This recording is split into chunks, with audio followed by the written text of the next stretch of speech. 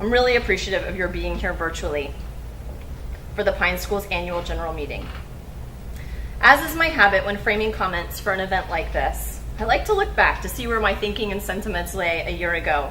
I always appreciate the opportunity to mark the passage of time, to check in on where we've been and where we're headed.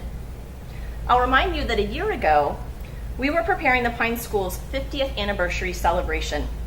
Much of my speech last year was framed around the relative passage of time, how the years feel both fast and slow. Here tonight, ironically, time is still very much on my mind. It's been playing tricks on me.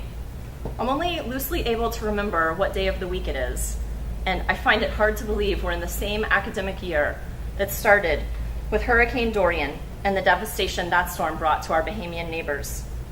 We are all experiencing time so differently, navigating remote learning and our time at home. I know what I need to talk about tonight.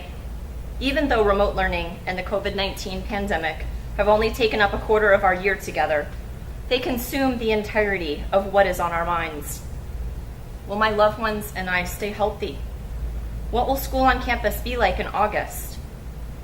What will be planned to allow for different scenarios? What will be the new normal? I'll get to some of these questions, but don't want to rush ahead. It is essential to celebrate the first 3 quarters of our year and appreciate the achievements that got us off to such an amazing start. Here in the 1920 school year, we successfully launched a 7-day rotating schedule, broke ground on our new Arts and Athletics building, celebrated an amazing 50 years of the Pine School with a fabulous evening of celebration and Pine Fest. We buried a time capsule and dedicated an art installation. Pine's first graduates gathered on campus in the Cummings Library for their 10th year and Founders Reunion. Our sports teams and student athletes won new titles and broke school records. The Pine School's performing and visual artists have brought us all even more to appreciate on the stage and on the walls around our campus. Students and faculty are wrapping up another year of amazing academics, arts, and athletics. I couldn't be more proud for what they have learned and achieved and done. Yet despite all that, regardless of how we imagined we would close out the school year and honor our graduates, we find ourselves in a situation few would have guessed at or predicted. Not even 2 months have passed since I emailed this community to suspend on-campus classes. What are we doing, what we are doing here at the Pine School, in our communities, in the world, together, but not together, it still feels surreal to me. And for all of us connected through education, whether we are teaching, providing support, learning at home, or parenting school-aged children, this has been profoundly disruptive. Our experiences have been unique, as varied as our families and homes. Let's get a little of the reality out of the way first. No one chose remote learning.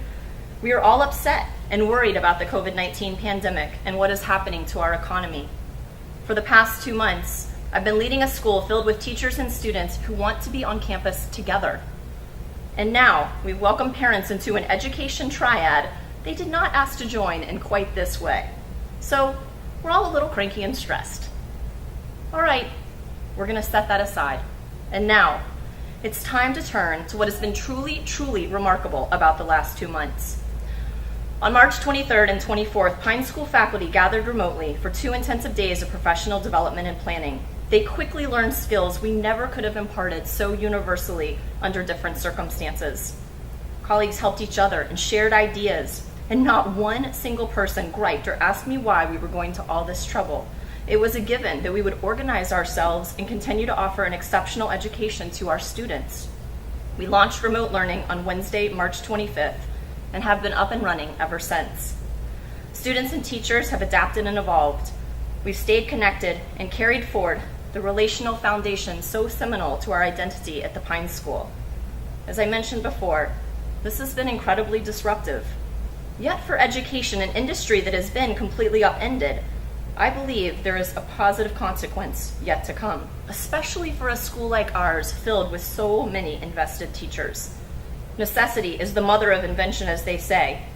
Faculty have had to think differently about how they're teaching and about how they're seeing evidence of learning and assessing students. and that's good news. There's no way we can simply return to the way things were.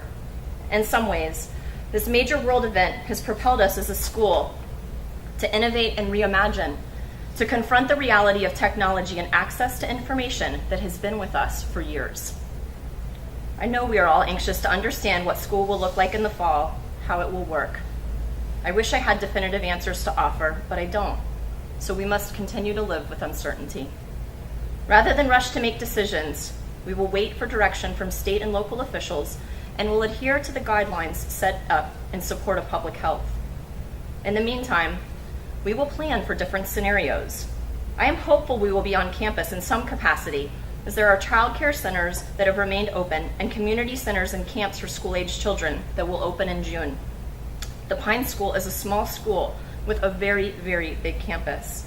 We have a lot of space and are currently considering a protocol that would allow small groups of students on a voluntary basis to come to the Pine School in mid-June to take MAP tests and get direction for any needed summer learning.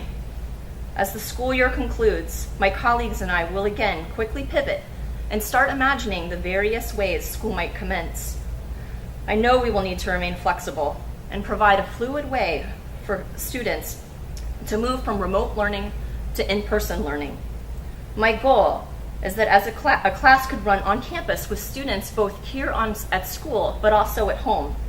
As we know more, I assure you our community will know more as well. Please plan to hear from me again in a month or so with updates and news. Looking back at the school year gone by, I feel the same excitement I did at this time last year for the school year ahead. The Pine School holds infinite promise and potential. For the future, we must ride the wave of change that has washed over education and capture the good that has come from our season of remote learning. I am confident, I know the Pine School will do just that. And so for us to move ahead, I believe there's one more part to honoring what our community has been through. We have indeed been through and are still in something. Tragedy is not quite the right word, nor is crisis, yet there is this event akin to both of these we have weathered and are weathering together. Just as any personal hardship shows you who's really in it with you, who you can really count on. I've experienced that in this community and am filled with overwhelming gratitude. Who knew a pandemic would bring out so much emotion? I have to give thanks, especially to my colleagues. As I do this, I hope we can all appreciate a little more fully what we have accomplished and how we have come together as a community. Chef Rebecca Keller and Flick's Dining Hall staff, thank you for being a part of our team, maintaining our relationship and helping us explore possibilities for lunch in August. To all of our part-time bus drivers, Mona Turner and Bill Meyer, thank you for staying connected and being ready to re-engage bus service in August. JT Mass, Juan Marroquin, Joe Fernandez, Dave Allen, Tito Otero, and Karen Ritchie, thank you for taking care of our campus while we've been away and getting it looking its best, ready for us in August. Kelly Carlson, Jill Dare, and Valerie Cleghorn, thank you for holding down the fort in the back office, balancing our books, delivering mail, helping parents, paying bills, and keeping our business on track. John Boyer and Tara Martin, thank you for working to make our first Give Day such a success and for reminding us that giving is as much about showing support as anything else. Matt Sofarelli and Teresa Hampton, thank you for producing an amazing athletic banquet video and for keeping your eye on the ball even without sports in action. Paxton Ellis and Joe Keenan, thank you for motivating our students to remain active and stay well. You've been so flexible. Ruth Ellen Frost, thank you for checking in and thinking of new ways to connect with our students. Your positivity is inspiring. Lori Rausch and Candace Torcha, thank you for staying focused on health and looking ahead to all we might need to do on campus to care for our students and employees. And thank you for the hand sanitizer. Dorothy Castle and Megan Alvarado, thank you for making sure that even from our homes, the show must go on. Brian Hayden and Maria Mealy, thank you for making art a restorative part of what we could offer our students remotely and for sharing that beauty with us. Steve Nauman, thank you for leading your department, for being the school's in-house graphic designer, and for not quitting as the requests poured in. Janet Pacifico, thank you for keeping our college counseling process moving forward and assuring students, even amidst the changes happening in the college application process. Heidi Kay, thank you for focusing on wellness and checking in with students, parents, and faculty alike to offer emotional support. Michelle Curto, Mary Franks, and Carol D. Ankrum, thank you for offering administrative support, filling in where needed, and always asking what you can do to help. Leah McCarthy, thank you for continuing to support our students as they navigate the unique challenges of remote learning. You are a great advocate for so many of them. Tessie Kerslake, thank you for reminding us we can appreciate our environment and help our planet from home or from school. Earth Week was amazing. Diane Hollowell, Michelle Long, Katie Humphreys, Jackie Brownie, Jess Lehman, and Kristen Davis, thank you for rethinking how we could connect with our youngest learners, and for collaborating at every turn with parents supporting them at home. Jen McDonough, thank you for your collaborative efforts to bring even more literacy into our lower school program and enrich it, and supporting our parents and teachers to do just that. Kayla Berger and Lisa Verana, thank you, both as a parent and as your head of school, for keeping our 5th grade connected as a community and making learning fun.